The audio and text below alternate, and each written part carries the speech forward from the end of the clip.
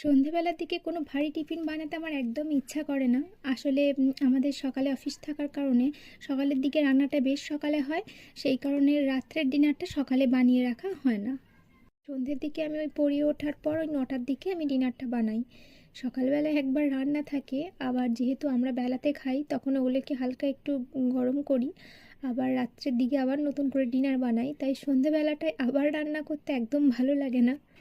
আমার হাজব্যান্ডের সন্ধ্যের দিকে তেমন কিছু একটা ভারী টিফিন লাগে না, কিন্তু আমার সন্ধ্যের দিকটায় বেশ ভালোই খিদে পায়, আমার ইচ্ছা করে একটু ভারী কিছু খেতে। সকাল থেকে বেশ ভালোই বৃষ্টি হচ্ছিল, তাই ও ওয়ার্ক ফ্রম হোম নিয়েছিল।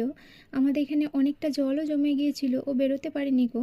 সন্ধ্যের দিকে আবার ওই মুড়ি মাখা আর আদা দিয়ে চা করবো ভেবেছিলাম। মা আবার এখানে একটু মালপোয়া বানিয়েছিল, সেগুলো দিয়ে গেল, বেশ অনেকগুলোই দিয়েছিল।